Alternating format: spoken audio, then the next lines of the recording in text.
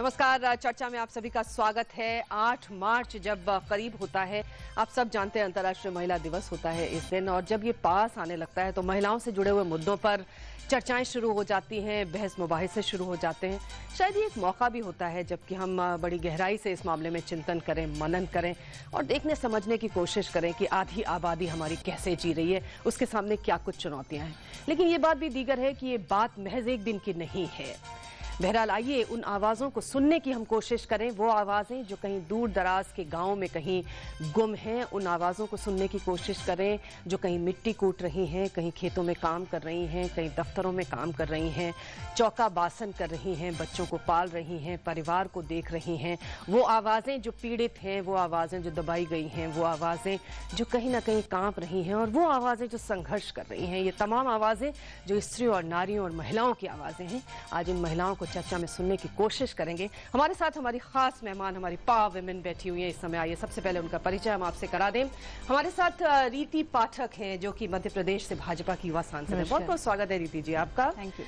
हमारे साथ डॉक्टर सुनीता मित्तल जी हैं जो कि ऑब्स्टेट्रिशियन हैं और गायनेकोलॉजिस्ट हैं और इमरजेंसी कॉन्ट्रासेप्शंस को भारत में इंट्रोड्यूस करने में पायनियर हैं। बहुत बहुत स्वागत है डॉक्टर साहब आपका।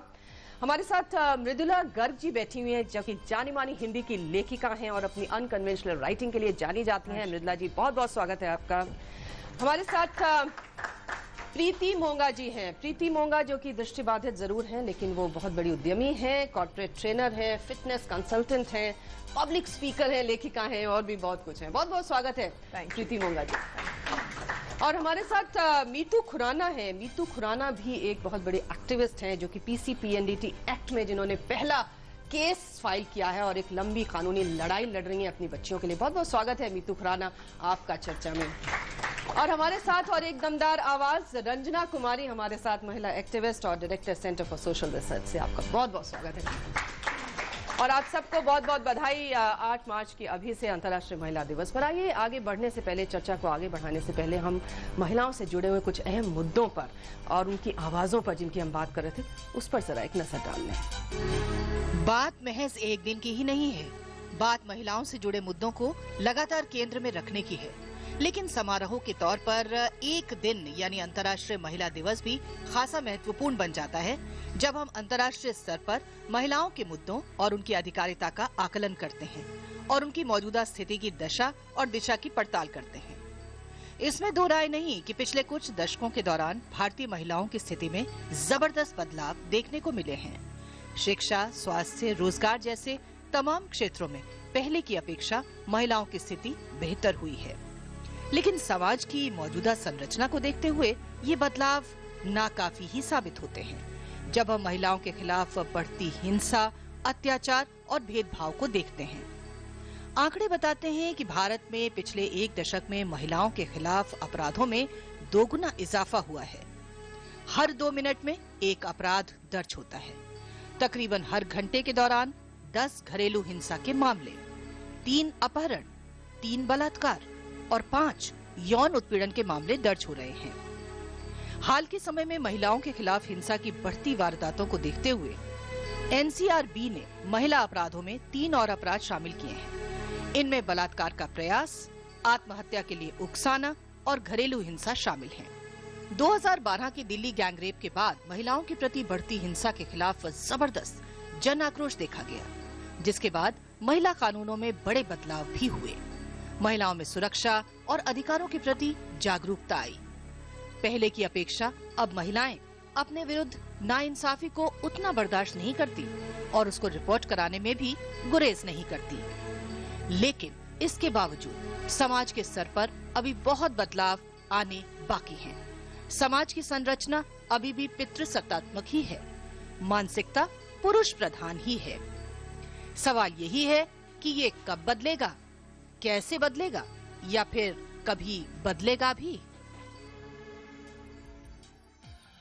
तो आइए इन गूंजती आधी आबादी की जो आवाजें उनको सुनने की कोशिश करते हैं। हमारे साथ रीति पाठक बैठी हुई हैं जो कि मध्य प्रदेश से युवा भाजपा की एमपी। रीति जी, पॉलिटिक्स में महिलाएं जातिवादी नहीं है, उनको लगता है कौन जाएगा, लेकिन आपने ये कर दिखाया। पहले तो आपको बधाई भी हमारी तरफ से कि आप इस एरिया में कूदी। ये बताइए कितना मुश्किल था ऐसा करना, या आपको लगा कि नहीं मैं ये कर सकती हूँ? सबसे पहले तो अपने आप में आत्मविश्वास होना चाहिए कि मैं जो काम करने जा रही हूँ वो मैं कर सकती हूँ। और मुझे लगता है कि जब आप में इतना आत्मविश्वास है तो निश्चित रूप से आप जब किसी भी क्षेत्र में प्रवेश करते हैं तो उसमें सफल ही होते हैं। और भले ही आपके सफलता के पीछे बहुत सारे लोगों का हाथ हो, और जैसा मेरे साथ हुआ है, तो स्वाभाविक रूप से मुझे ऐसा लगता है कि आत्मविश्वास के साथ अगर हम निकले तो सारी कठिनाइयाँ आसान हो जाती जी। अक्सर महिलाओं के साथ में ये लग जाता है कि साहब क्योंकि पति शायद इनको चलाते होंगे, पिता चलाते होंगे, भाई चलाते होंगे, कोई और चलाता होगा, शायद उसी से ये चल चल के आगे बढ़ी हैं। क्या इस तरह की बातें आपको भी सुनने को मिली? वैसे आज मैं सांसद हूँ, और सांसद के पहले मैं जिला पंचायत अध्यक्ष रही। और जिला पंचायत अध्यक्ष का काम ही होता है, आप सभी जानते हैं कि ग्रामीण इलाकों से संबंध उसका होता है सीधा। तो जब मैं गांवों में जाया करती थी तो खैर मेरे साथ तो ऐसा नहीं है, क्योंकि मैं बहुत ज़्यादा कॉन्फिडेंट और बहुत ज़्यादा अपने आप को स्वतंत्र महसूस करती हूँ। और ऐसा महसूस करने के का जो कारण है वो मेरा परिवार है, मेरे पति, मेरे सास ससुर और मेरे मायके वाले भी। और मैं बड़े आत्मविश्वास के साथ और बड़े गर्व के साथ ये कहना चाहती हूँ, आज आप सबको मैं बताना चाहती हूँ। पर वहाँ पर जब मैं जिला पंचायत अध्यक्ष होने के बाद जब मैंने गांवों का भ्रमण किया और वहां मैंने देखा कि आज भी महिलाएं घूंघट में, जिनको सरपंच बना दिया गया है, जिनको उप सरपंच बना दिया गया है, और जो सचिव भी हैं वो भी घूंघट में ही रहकर अपने गांव के, अपने घर के अंदर हैं, और बाहर पर आकर अगर उनके पतिदेव चला रहे हैं, ससुर जी चला रहे हैं, तो वो चीजें मेरे लिए दुखद थी। और उन चीजों को मैंने बहुत कुछ सकारात्मक दृष्टिकोण में लाने की कोशिश भी की। डॉक्टर सुनीता मित्तल जी हमारे साथ हैं। डॉक्टर सुनीता मित्तल, आप तो स्वास्थ्य के क्षेत्र से जुड़ी हुई हैं, बहुत कुछ काम भी आपने महिला स्वास्थ्य से जुड़े हुए चीज़ों पर किया है, आवाज़ भी उठाई है। ये बताइए कि जब स्वास्थ्य की बात आती है तो महिला को लगता है कि जैसे मुझे अपने स्वास्थ्य से क्या लेना देना, मैं अपने बच्चों का स्वास्थ्य देखूं, अपने घर वालों का देखूं, पति का देखूं, सबका देखूं, अपने मामले में वो बहुत पीछे रहती है। किस तरह से देख रहे हैं आप आज, जबकि बहुत सारी जो महिलाएं हैं वो घर से बाहर निकल के काम कर रही हैं, पढ़ी लिखी भी हैं, समझती भी हैं, लेकिन फिर भी अगर हम एक सही परिप्रेक्ष्य में स्वास्थ्य के मामले को देखना चाहें तो आप महिलाओं को आज कहाँ पाती हैं? आपने बहुत मुद्दे की बात कही है कि महिला परिवार की धुरी होती है, पर फिर भी वो अपने आप को सबसे पीछे रख लेती है। जब भी आती है न्यूट्रिशन, पोषक भोजन, वो पहले अपने बच्चों, पति को खिलाती है, अपना खाए या नहीं खाए। जब आती है कि स्वास्थ्य के लिए कुछ करना है तो अपने स्वास्थ्य को नेग्लेक्ट करती रहती है।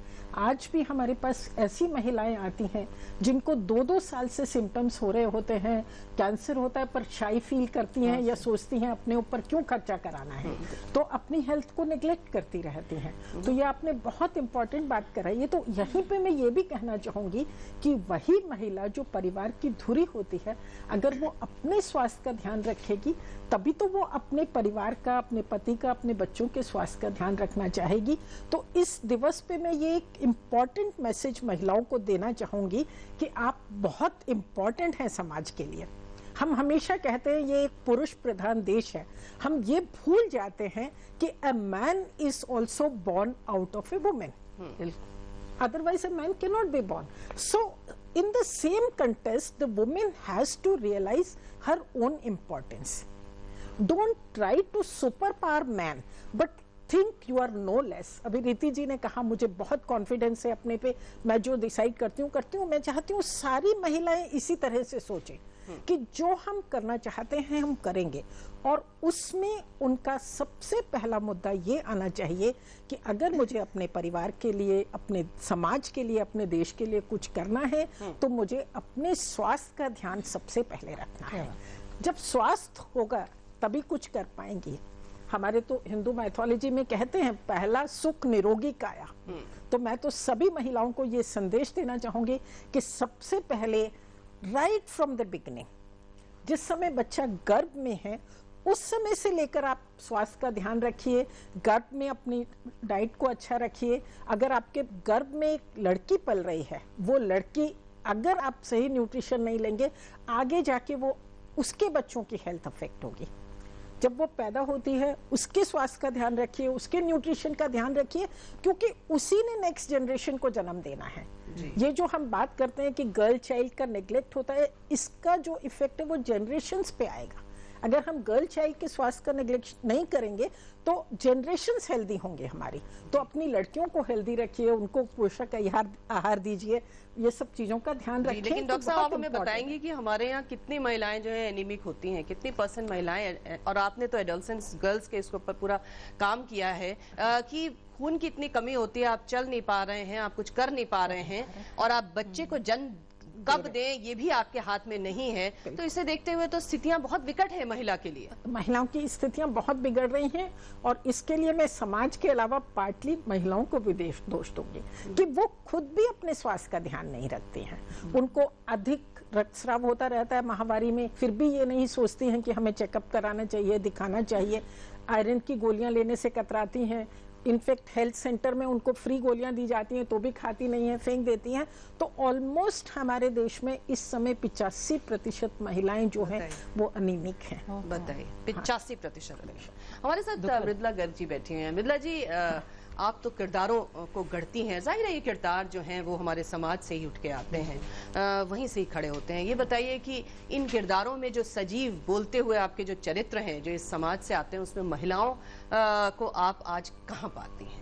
3-4 पहलू हैं ये जो महिला सशक्तिकरण की हम बात करते हैं, और किरदार भी वहीं से आते हैं। बिल्कुल। वैसे मैं मानती हूँ कि परिवार की मुखिया स्त्री होती है, क्योंकि आप चाहे इतिहास को देखिए, अपने मिथकों को देखिए या आज को देखिए, जब मान लीजिए विस्थापन होता है तो औरत ही खाने पीने का किसी तरह बंदोबस्त करती है। कोई बीमार होता है तो औरत ही तीमारदारी करती है। बहुत कम परिवारों में पुरुष ऐसा करते हैं। मगर जो सशक्तिकरण की जब बात होती है तो मैं 3-4 पहलू हैं उसके।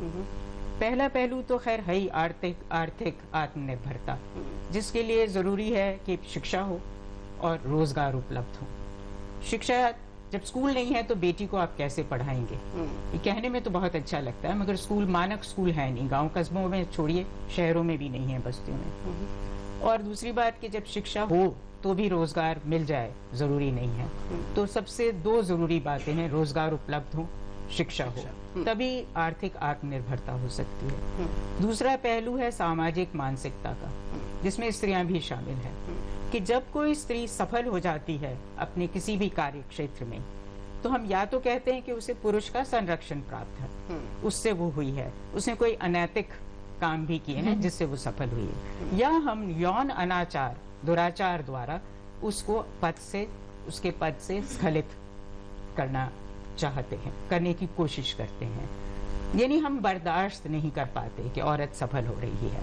इसी से ये तीसरा मुद्दा उठता है सुरक्षा का, कि आप शिक्षित हैं, आत्मविश्वास से परिपूर्ण हैं, जैसा इन्होंने अभी कहा, और हर तरह से आपके पास पद, पदवी, प्रज्ञा, बुद्धि सब कुछ है, फिर भी आप सुरक्षित महसूस नहीं करती। मैं भी नहीं करती, न परिवार के अंदर, जब तक आप युवा हैं परिवार के अंदर भी आप सुरक्षित महसूस नहीं करते, ना परिवार के बाहर।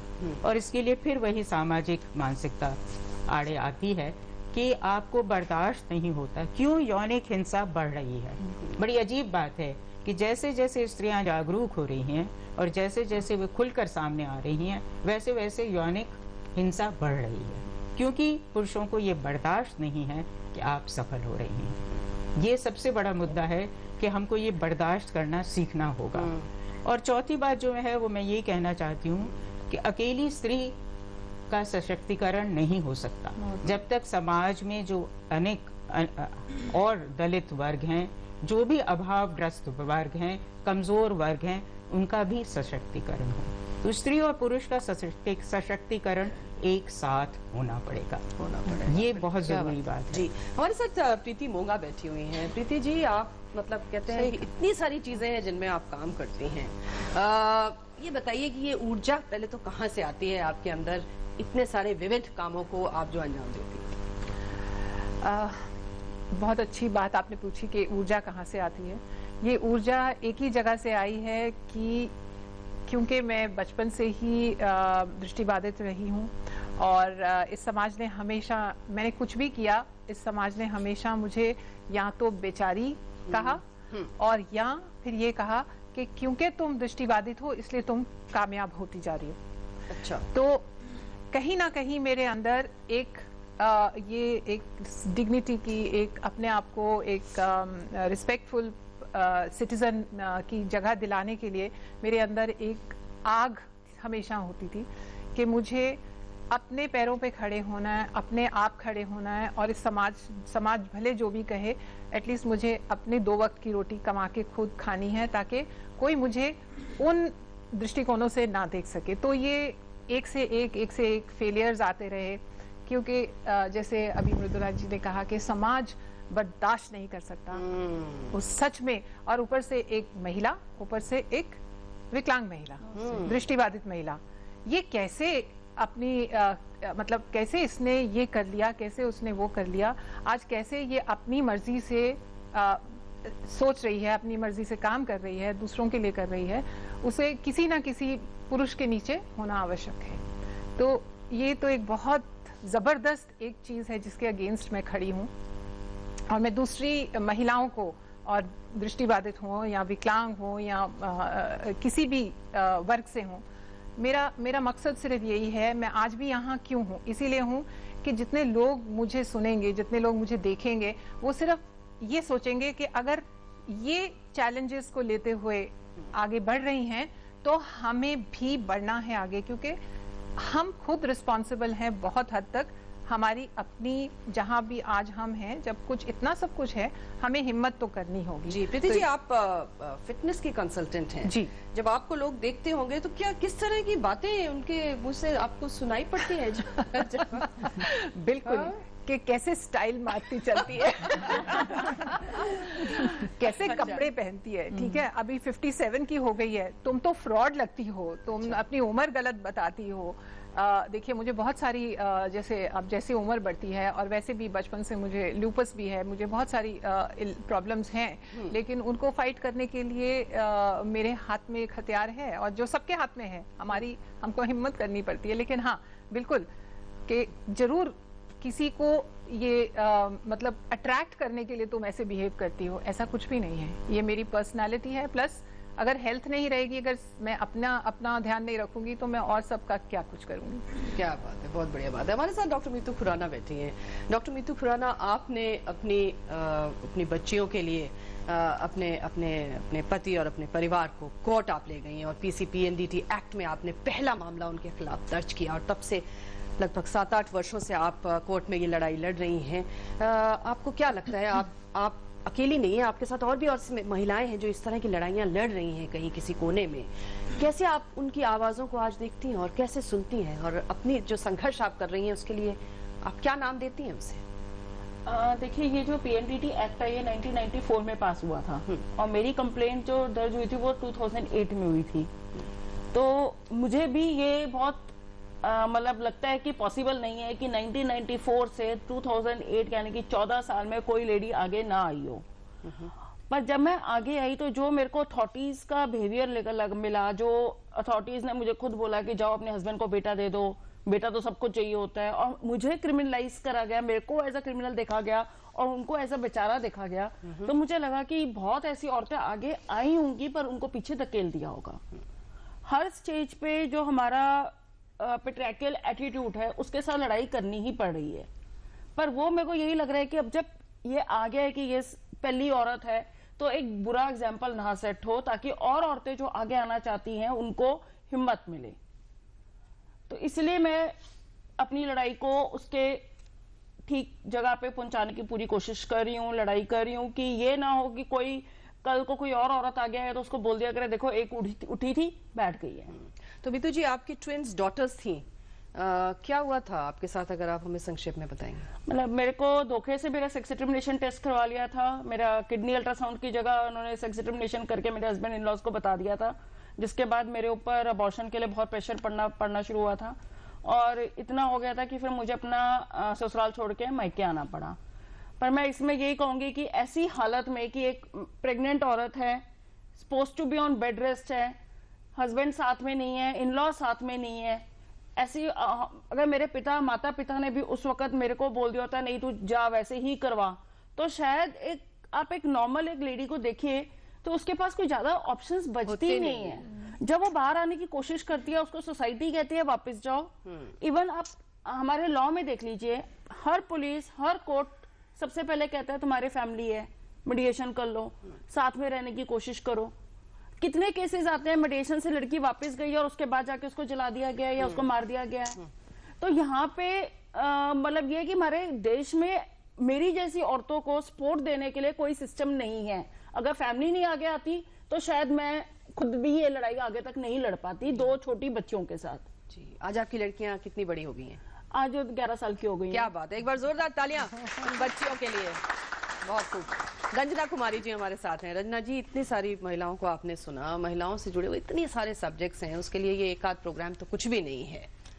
कहाँ देख रही हैं आज आप, किस दिशा में हम बढ़ रहे हैं? देखिए, जो 7वां दशक आज़ादी का है और संविधान ने महिला को बराबर की नागरिकता का हक दिया और हमें 7 दशक लग गया है ये देश को बताने में कि हम समान नागरिक हैं, समाज में भी और परिवार में भी, कि हम समान हैं ये कहने के लिए इतना संघर्ष, अलग अलग तरह का संघर्ष, लेखिका का संघर्ष, डॉक्टर का, राजनीतिज्ञ का, माँ का संघर्ष। और ये जो सारे संघर्ष हैं, ये एक तरह से मैं इसको एक शुभ चिन्ह मानती हूँ समाज के लिए।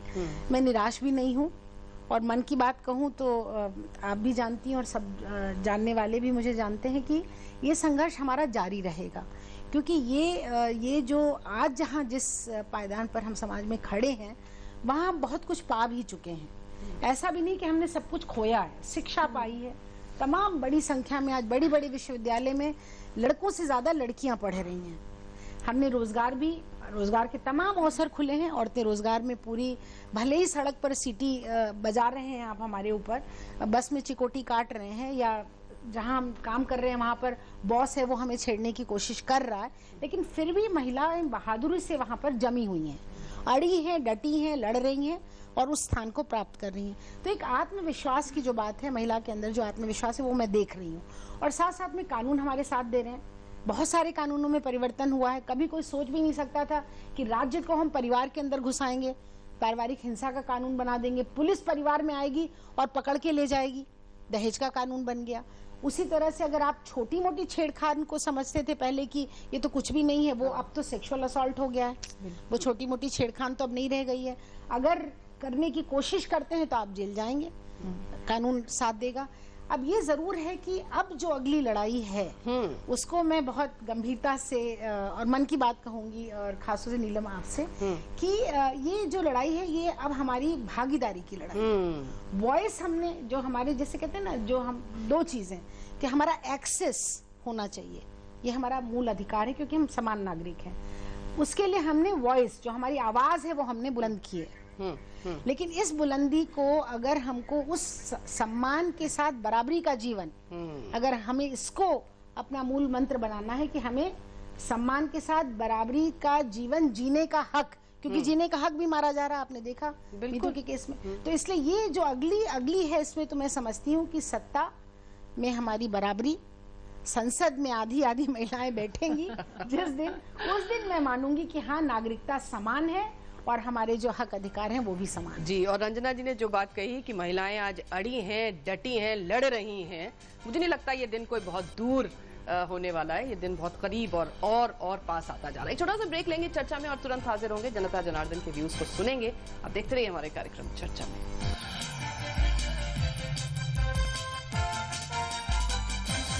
I'm Ishmi. I'm a teacher, but I'm an Indian first.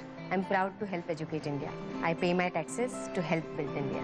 I'm Imtiaz. I'm a doctor, but I'm an Indian first. I'm proud to contribute to make India healthy and strong. I pay my taxes to help build India. I'm Indraneel. I'm an engineer, but I'm an Indian first. I'm proud to contribute to digital India. I pay my taxes to help build India. I'm Irene. I'm a businesswoman, but I'm an Indian first. I'm proud to contribute to the Make in India mission. I pay my taxes to help build India. We are Indians. We pay our taxes and are proud to help build India. You too can contribute. Pay your advance tax by 15th of this month.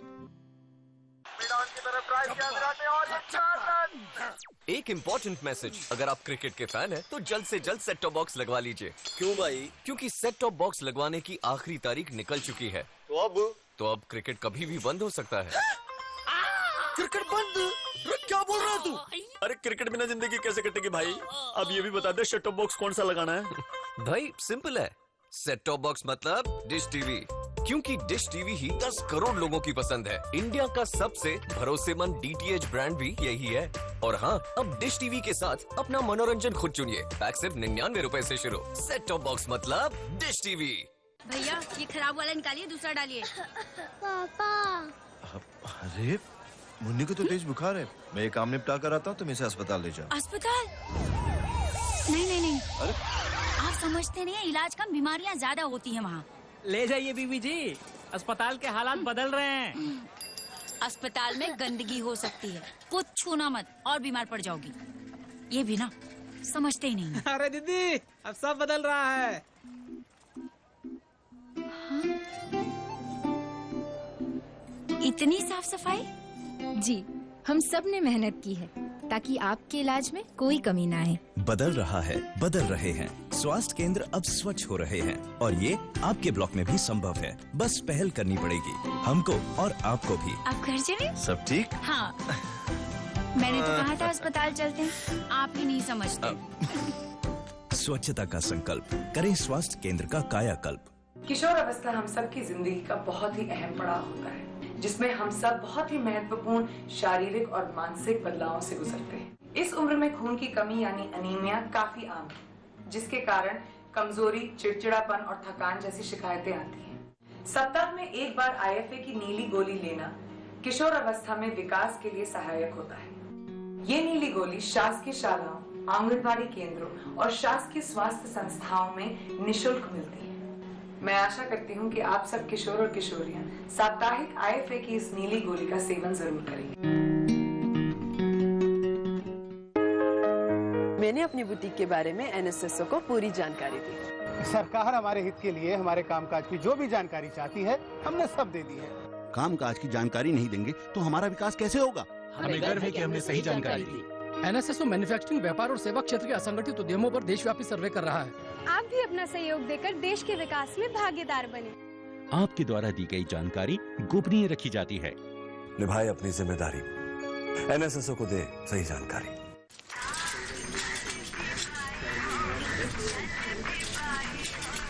आज बड़ा चकाचक दिख रहा है, बोला कहाँ चला? मियाँ तारीख है। कोर्ट की तारीख है क्या? कोई फैसला होना है? क्या बोला, कहाँ चला? तारीख है चचा, तारीख। अरे लॉटरी निकलने की तारीख है क्या बोला? अरे तारीख का सस्पेंस क्या है? आज आंकलन की तारीख है। उनके लिए जो अपनी स्कूली पढ़ाई पूरी नहीं कर पाए, वो सभी लोग पढ़ाई लिखाई और हिसाब के अपने ज्ञान का आंकलन करवा सकते हैं। बस पंचायत में जाके बिना किसी फीस के नाम लिखवाओ और आने वाली 20 मार्च को परीक्षा देकर सर्टिफिकेट पाओ। पता लगा तारीख क्या है? पढ़िए कहीं भी कभी भी। साक्षर भारत अभियान। अधिक जानकारी के लिए अपने सरपंच से संपर्क कीजिए।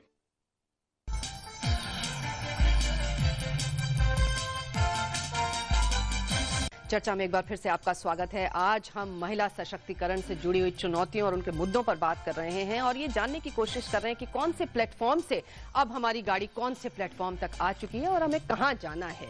आइए जरा जनता जनार्दन की नब्ज को टोले, वो क्या कहते हैं। जी हाँ, पहले लड़कियां। जी मैम, ऐसा भी होता है कि जब वुमेन ही एक वुमेन दूसरी वुमेन की ही कॉन्फ्लिक्ट हो जाती है। इस ससुराल में जब कोई औरत जाती है, अगर बहुत सारी जब बहुएं सास बहू की बात कर रही हैं एग्जैक्टली हाँ, तो सास बहू जब अपनी बहू अपनी आवाज उठाना चाहती है तो सास ही जो होती है वो अपने बेटों को बोलती है कि ये कैसे आवाज उठा सकती है, तुम इसे कुछ बोलते क्यों नहीं, तुमसे अगेंस्ट। मैं इसका बहुत अच्छा जवाब दिलवाऊंगी आपको रंजना जी से। मुझे पता है वो क्या बोलेंगी, लेकिन अभी नहीं। ओके, समझ गए आपकी बात। ओके हाँ, आप बताइए। हाँ जी मैम। मैं बोलना चाहूंगी कि औरतें सबसे ज्यादा सपोर्ट उनकी फैमिली से मिलता है, इसलिए अगर औरतें अपने बच्चों को ऐसे पालें कि वो लड़के हो तो उनको ऐसे पाले कि ये लड़की तुम्हारे संरक्षण में नहीं है, तुम्हारे बराबर है।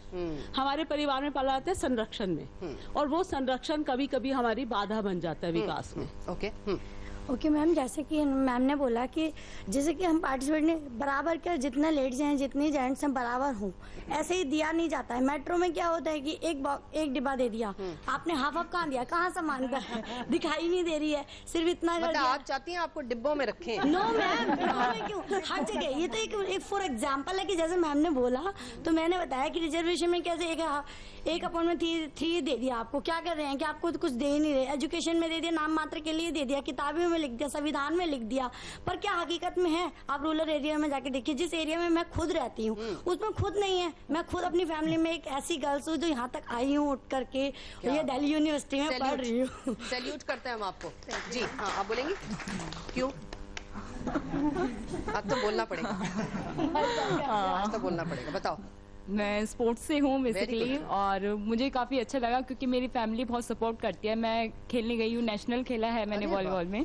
वॉलीबॉल? हाँ जी। अच्छा, तो इसलिए काफ़ी अच्छा लगता है कि फैमिली का सपोर्ट होता है। कभी कोई भेदभाव इस तरह का? हाँ, बसेज में जैसे आने जाने के लिए, मेरा कॉलेज जो था वो उत्तम नगर में था, तो उस टाइम पे बहुत सारी परेशानी होती थी क्योंकि कई बार होता था कि सीट्स के लिए हमें आगे पीछे होना पड़ता था, और जो जेंट्स थे वो बिल्कुल हमारे क्लोज आके खड़े हो जाते। किस तरह की फिक्र कसते हैं लोग, खासतौर से जो खिलाड़ी लड़कियां होती हैं उनपे? हाँ जी, तो उस पे ये कि मतलब मैक्सिमम लोग ये सोचते हैं कि नहीं अभी जाना नहीं है स्पोर्ट्स में, या फिर बाहर जाओगे तो उसके लिए कई परेशानी, आने जाने की, रात को आने में परेशानी तो इन सब चीजों के लिए खेल क्यों खेलना है? हाँ, आ रही है। जैसे कि इन्होंने कहा कि आपने बताया सास बहू, जो सास बहू की आपस में झगड़ा होता है ना, लड़ाई होती है, दरअसल जरूरी नहीं है कि वो जो एक सास अपनी बहू को ताने मार रही है वो औरत है तो क्यों मार रही है। दरअसल वहाँ पर भी क्या है, पैट्रियार्की काम करती है, क्योंकि वहाँ पर जो सोच है वो जरूरी नहीं है कि जो लेडीज है वो फेवर में ही होगी, क्योंकि जो पैट्रियार्किकल चली आ रही है माइंडसेट लोगों का, उस पर वो लेडीज होने के बाद भी उस पर वो हावी होता है। सही कह रहे हो भाई।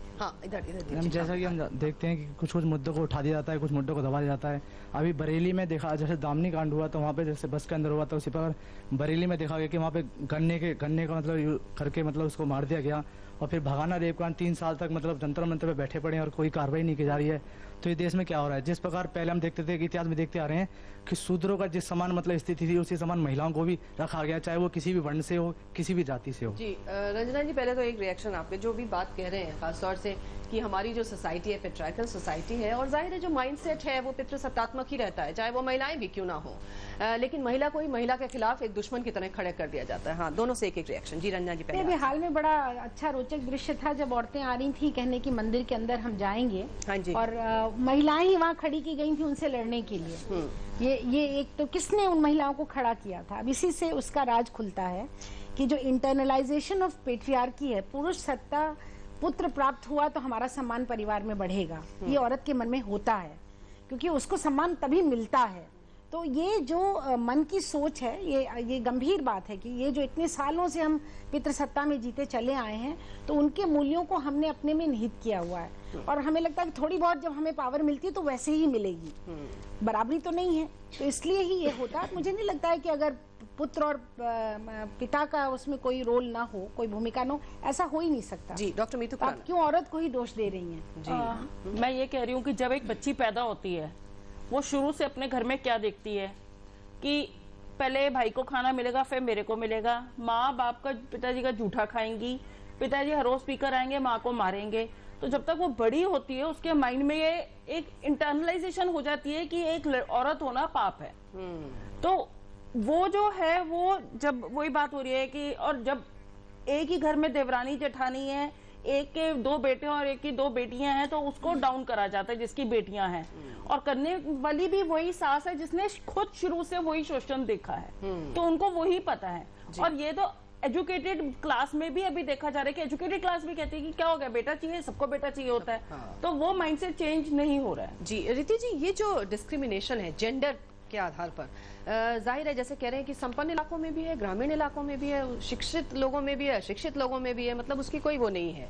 आपका क्या एक्सपीरियंस है? मेरा इसे बहुत कड़वा अनुभव है। अच्छा। और मैं ऐसा मानती हूँ कि ये चीजें शायद खत्म होते होते बहुत समय लगेगा, और ऐसा अभी भी है और ऐसा शायद आगे भी रहेगा। आदरणीय मृदुला जी की बात का मैं समर्थन करती हूँ कि बराबरी तभी होती है कि जब हम सशक्तिकरण दोनों पक्ष की ओर से बातें करेंगे। तो इसके लिए अभी वो छोटी बिटिया ने भी बोला कि क्या दिया हमें, एक डिब्बा दे दिया मेट्रो में, और फिर हम बराबरी की बातें करते हैं, और रंजना जी ने भी यही बात की। तो मुझे लगता है कि अभी बहुत लंबा टाइम आने वाला है इसमें।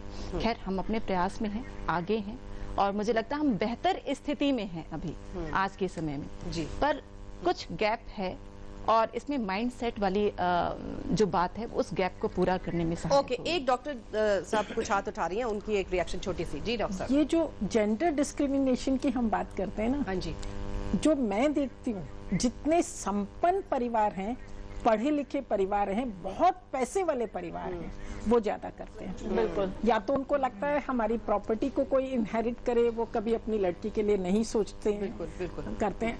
इनफैक्ट गांव का एक किसान मेरे पास आके कहता है कि मैं जानना चाहता हूँ, दूसरा बच्चा है मेरी पत्नी के पेट में, मैं जानना चाहता हूँ क्या है, मेरे पास एक बेटा है। मैंने कहा तुम फिर क्यों जानना चाहते हो? बोला मैं जानना चाहता हूँ कि दूसरा बेटा हो गया तो मेरे खेत के 2 टुकड़े हो जाएंगे। तो गाँव वाले अभी भी नहीं सोचते हैं। जी जी, हाँ फटाफट, हाँ जी जल्दी, छोटा छोटा। हाँ बिल्कुल, मैं इस बात से सरोकार रखता हूँ कि जिसकी जितनी हिस्सेदारी उसकी उतनी भागीदारी होनी चाहिए। महिलाओं को बराबर का हक मिलना चाहिए, और जो कानून है उसे अपने काम ढंग से करना चाहिए। एक सोच और परिवर्तन करना पड़ेगा महिलाओं में। जो महिला, जैसे अभी डब्बे की बात बता रहे थे कि महिलाओं को एक डब्बा दिया हुआ मेट्रो में, वो आपका आरक्षित है। जनरल पे कहाँ लिखा हुआ है कि जेंट्स का है? वो भी तो आप बैठ सकते हैं, उसपे भी तो बैठ सकते हैं आप। उसमें कहाँ लिखा है जेंट्स का? ये हमें अपनी सोच में बदलाव लाना पड़ेगा, क्योंकि सोच के बदलाव से और एजुकेशन की दृष्टि से, जैसे मैंने अभी MP से आई हुई अभी सांसद को सुना, मैडम को सुना, तो उसमें हमें जो 50% पंचायतों में रिजर्वेशन मिला है, इसी तरीके से सभी क्षेत्रों में महिलाओं का सशक्तिकरण तभी होगा जब लोकसभा में 33% की जगह वो 50% हो और उसे आगे बढ़ाएं। आपके मुंह में घी शक्कर। मैं सबसे पहले नारी शक्ति को प्रणाम करता हूँ। दूसरा ये है कि सबसे ज्यादा मैं मानता हूँ कि पुरुष वर्ग पे तो वैसे ही थोपा जा रहा है, लेकिन महिला ही महिला का शोषण कर रही है। अरे साहब, ये तो गलत है। हाँ ओके जी, कौन कौन बोलेगा? हाँ जी, हाँ बोलिए। मैं ये कहना चाहूंगी कि आप जेंडर डिस्क्रिमिनेशन की बात कर रहे हैं तो लड़के और लड़कियों में होता है, लेकिन मेरी फैमिली में उल्टा है। मुझे ज्यादा प्रेफरेंस मिली है हमेशा स्टार्टिंग से ही। लड़कों से भी अच्छी तरह से रखा गया है, school, college, post graduation, career, लेकिन everything changes after you get married. अच्छा, वहां पे यू हैव टू कॉम्प्रोमाइज। तो उस स्टेज पे it is very difficult to decide are you equal. Okay okay, और कौन बात करेंगे? हाँ मैम जी। मैम, बचपन से हम लोग देखते आ रहे हैं कि चर्चा होती है कि घर में लड़की हुई है तो हमें उसको अच्छे संस्कार देने हैं, अच्छे से बड़ा करना है, आगे जाके फैमिली अच्छे से चलाएगी, और सोसाइटी जिसे कहते हैं धुरी है परिवार की। तो संस्कारों की बात हम लड़कियों के लिए करते हैं हमेशा। अगर हम संस्कारों की बात लड़कों के लिए करना शुरू कर दें तो शायद बहुत ज्यादा परिवर्तन आ सकता है, और पूरी संभावना है। एक चीज मैं कहना चाहती हूँ नीलम, इसमें एक चीज मैं कहना चाहती हूँ। अक्सर हम लोग ये कहते हैं कि हमने अपनी बेटी को बेटे के जैसा बनाया, कहते हैं कि नहीं? कहते बेटे के जैसा पाला, उसको उतना ही मजबूत पढ़ा, देखा ना, बेटी को बेटी, पर कभी नहीं कहते कि हमने अपने बेटे को बेटी के जैसा बनाया। उसी तरीके से क्या होता है ना कि जो पुरुष प्रधान समाज की बात करते हैं तो महिला पढ़ गई, आत्मविश्वासी हो गई, सब कुछ आ गया, लेकिन वही समाज, वही पुरुष, मैं सभी की बात नहीं कर रही हूँ, लेकिन स्टिल एक ना सुनना एक पुरुष को एक महिला का बर्दाश्त नहीं होता, वहाँ पर असुरक्षा आती ही आती है। मैं भी एक चीज कहना चाहूँगी। मैं एक बात कहना चाहती हूँ इसमें। नहीं, हाँ जी, हाँ जी। मैं इतनी जो बात हो रही है उसका एक अपवाद कहना चाहती हूँ, जिससे शायद लोग कुछ उत्साहित महसूस करें। जब मेरी माँ गर्भवती हुई तो मेरी परदादी ने मंदिर में जाकर मनाती मानी कि पतोहू का पहला बच्चा लड़की हो। और ये कोई सशक्तिकरण नहीं था, कोई कानून नहीं था, कुछ नहीं था। उसके बाद हमारे परिवार में हम 5 बहनें थी और हम सबको हमारे पिता ने पाला।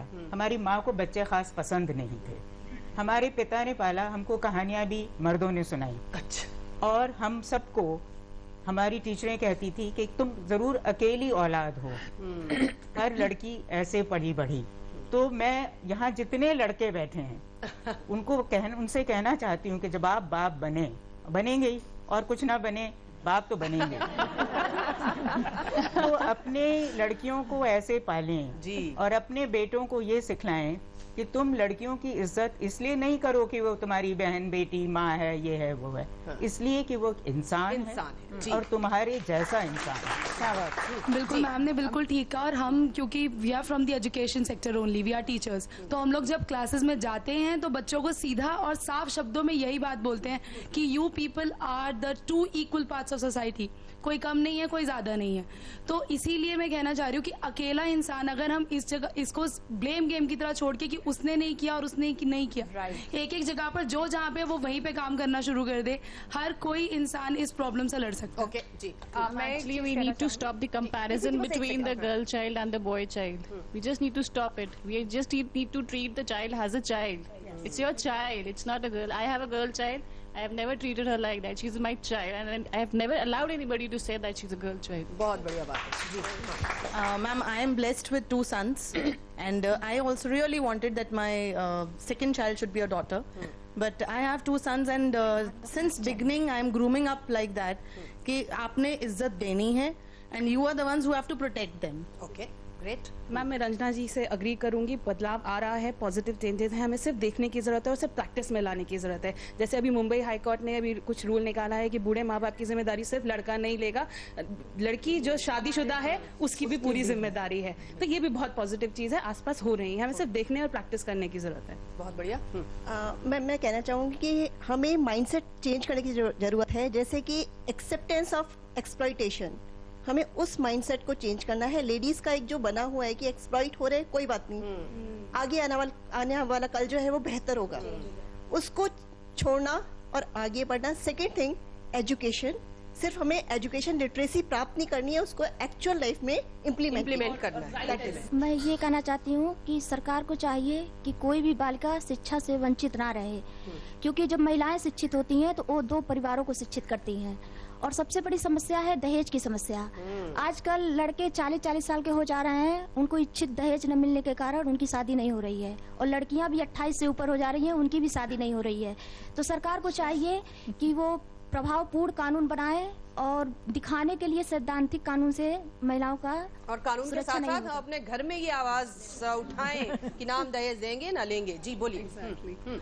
दूसरा बात ये कि जब महिलाएं काम कर रही हैं तो कहीं ना कहीं उनको कॉम्प्रोमाइज करना पड़ता है, चाहे वो एक परिवार में जब एडजस्ट होती हैं या बच्चे जब हो जाते हैं। क्योंकि मैं कई डॉक्टर्स या इंजीनियर्स जो भी प्रोफेशनल्स हैं, वो लोग कहते हैं कि हमें कॉम्प्रोमाइज करना पड़ा, we give break in our services, तो वो जो है वो वहाँ पे भी कॉम्प्रोमाइज़ करते हैं। तो कहीं ना कहीं ये भी इशू बहुत बड़ा होता जा रहा है आजकल, तो उसके लिए भी कोई ना कोई अरेंजमेंट्स होने चाहिए जी। Plus education of course is the की।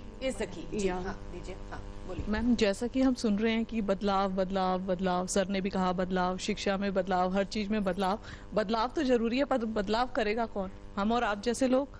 तो शुरुआत तो हमें ही करनी पड़ती है। जैसा कि हम जानते हैं कि एक बच्चा एक सोशल एनवायरनमेंट में बड़ा होता है, तो सोसाइटी और पेरेंट्स सबसे ज़्यादा सीख एक बच्चे को, एक बेटे को देने की ज़रूरत है कि वो बाकी लड़कियों का भी सम्मान करे। जी हाँ मैम। मैं ये कहती हूँ कि जैसे चाहे हमारा सोसाइटी है या ये दुनिया है, किससे है? सिर्फ लेडीज से है, मतलब महिला से है। तो अगर महिलाएं इस बात को समझ लें कि हमारे बिना ये दुनिया नहीं चल सकती और हम इम्पोर्टेंट हैं बजाय कि पुरुषों से, तो शायद मतलब सेल्फ कॉन्फिडेंस या जो भी बात मैम ने कही हम अपने में लाएं, तो हमें किसी से कुछ मांगने की जरूरत नहीं है। बिल्कुल ठीक। हाँ भाई साहब, अब आपको मौका दे दीजिए। Ma'am, even in the presence of laws in the state, there is no deterrence on the devil minds. So there should be reforms, there should be stringent capital punishment reforms in the case of laws in our government. We are seeing that the citizens or the families on individual levels, everyone is playing their parts, but state also has to play their parts on their role. बिल्कुल सही कह रहे हैं, राज्य को तो ये काम करना ही होगा, लेकिन उससे पहले हमें अपने घरों में करना होगा, अपने दिमागों में करना होगा, अपने परिवारों में करना होगा। महिलाओं और पुरुषों को बैठकर इसके बारे में सोचना होगा और आगे कदम बढ़ाने होंगे। एक छोटा सा ब्रेक ले लेते हैं और फाइनल कमेंट्स लेंगे यहाँ मौजूद हमारे विशिष्ट मेहमानों से। छोटे से ब्रेक के बाद अब देखते रहिए चर्चा।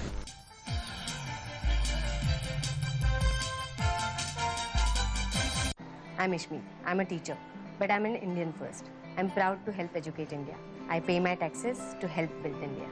I'm Imtiaz. I'm a doctor, but I'm an Indian first. I'm proud to contribute to make India healthy and strong. I pay my taxes to help build India. I'm Indranil. I'm an engineer, but I'm an Indian first. I'm proud to contribute to Digital India. I pay my taxes to help build India. I'm Irene. I'm a businesswoman, but I'm an Indian first. I'm proud to contribute to the Make in India mission. I pay my taxes to help build India. We are Indians. We pay our taxes and are proud to help build India. You too can contribute. Pay your advance tax by 15th of this month.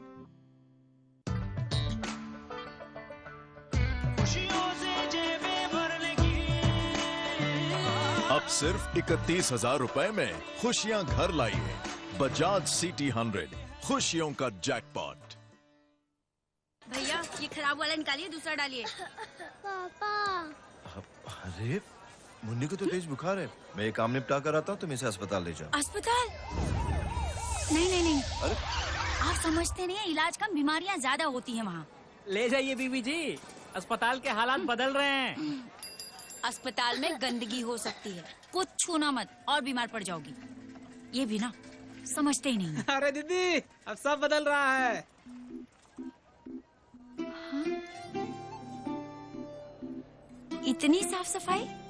जी, हम सब ने मेहनत की है ताकि आपके इलाज में कोई कमी ना आए। बदल रहा है, बदल रहे हैं। स्वास्थ्य केंद्र अब स्वच्छ हो रहे हैं और ये आपके ब्लॉक में भी संभव है। बस पहल करनी पड़ेगी, हमको और आपको भी। आप घर चले? सब ठीक? हाँ, मैंने तो कहा था अस्पताल चलते हैं, आप ही नहीं समझते। स्वच्छता का संकल्प करें, स्वास्थ्य केंद्र का कायाकल्प। किशोर अवस्था हम सबकी जिंदगी का बहुत ही अहम पड़ाव होता है, जिसमें हम सब बहुत ही महत्वपूर्ण शारीरिक और मानसिक बदलावों से गुजरते हैं। इस उम्र में खून की कमी यानी अनीमिया काफी आम है, जिसके कारण कमजोरी, चिड़चिड़ापन और थकान जैसी शिकायतें आती हैं। सप्ताह में एक बार IFA की नीली गोली लेना किशोर अवस्था में विकास के लिए सहायक होता है। ये नीली गोली शासकीय शालाओं, आंगनबाड़ी केंद्रों और शासकीय स्वास्थ्य संस्थाओं में निःशुल्क मिलती है। मैं आशा करती हूँ कि आप सब किशोर और किशोरियां साप्ताहिक IFA की इस नीली गोली का सेवन जरूर करेंगे।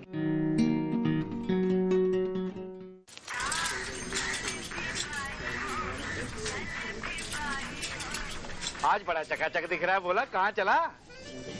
मियाँ तारीख है। कोर्ट की तारीख है क्या? कोई फैसला होना है? क्या बोला, कहाँ चला? तारीख है चाचा, तारीख।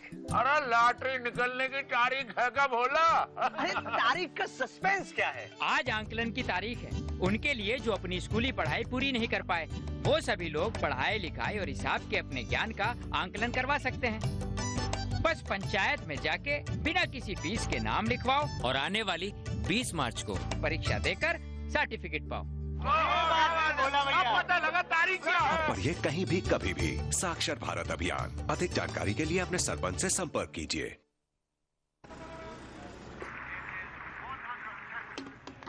आप सबने दुनिया भर में क्या मिसाल बनाई है, जिस सफाई से आपने कचरा वहीं फेंक दिया।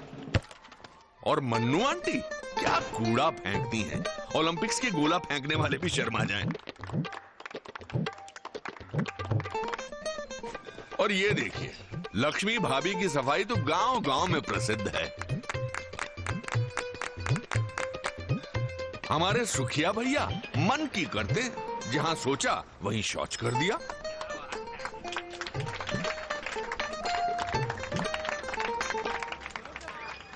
ये देश जो आप ही का घर है, उसे क्यों गंदा करते हैं? थोड़ी शर्म कर लो, सोच स्वच्छ कर लो। अगर एक बार 125 करोड़ देशवासी तय कर ले कि मैं गंदगी नहीं करूंगा, तो दुनिया की कोई ताकत नहीं है जो हिंदुस्तान को गंदा कर सकती है। स्वच्छ भारत, एक कदम स्वच्छता की ओर।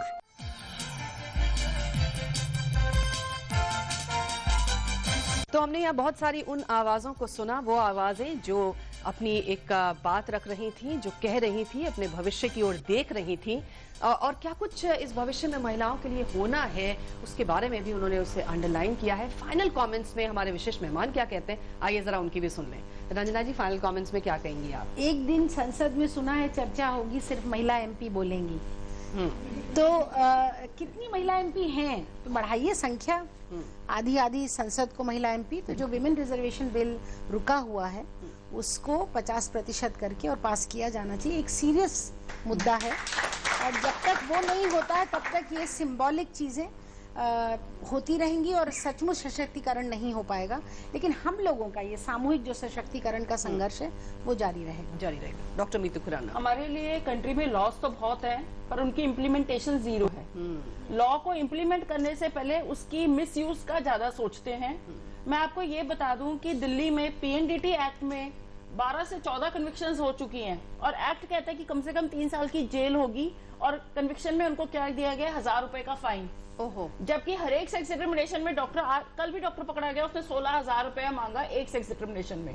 तो ऐसे क्राइम के लिए 1000 रुपए का फाइन उस डॉक्टर के लिए कोई मायने नहीं रखता।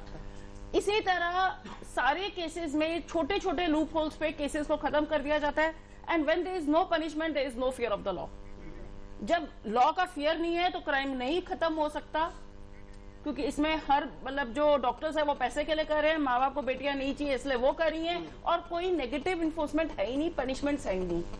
चाहे आप ये ले लें, चाहे आप दहेज के लिए ले लिए। पहले जब एक औरत जाती है पुलिस में सबसे पहले सोचा जाता है कि ये मिस यूज कर रही है, यूज करने से पहले सोचा जाता है मिस यूज कर रही है। तो ये हमें सोचना है कि हर एक औरत जो आती है आगे, उसके पीछे कितनी हजारें हैं जो आगे नहीं आ पाती हैं। जी प्रीति जी, फाइनल कमेंट्स।